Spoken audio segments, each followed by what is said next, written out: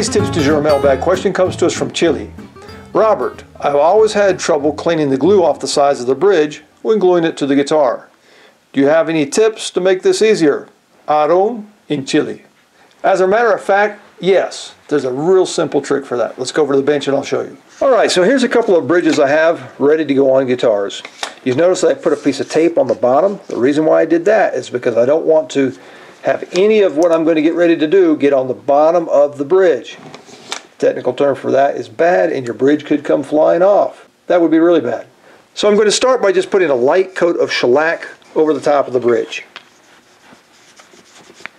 This kind of helps seal any dust in the pores.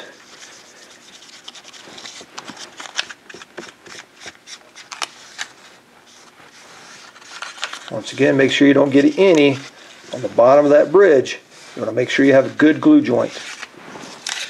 This should flash off and dry very quickly. The next step is to put a thin coat of wax. Now there's some guy named O'Brien that came up with a special product called Lutherie Wax, and he makes it right here in his kitchen at the O'Brien Guitars workshop. His wife loves it when he does that. Take a little bit of steel wool and just rub it on the top of the bridge. Now I've formulated this wax so it dries very hard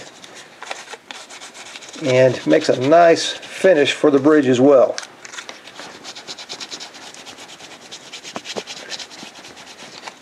I get the best results if I put it on, rub it in with the steel wool, let it sit for 20 or 30 minutes, and then come in and buff it out with a little bit more steel wool and a soft rag.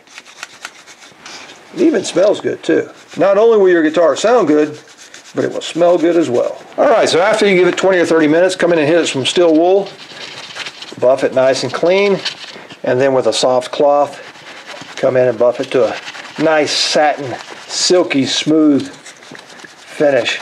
Very appealing to the touch and to the eye. And the best thing about it, when you glue it to the top of the guitar, the glue squeeze out around the corners, around the edges, just comes right off.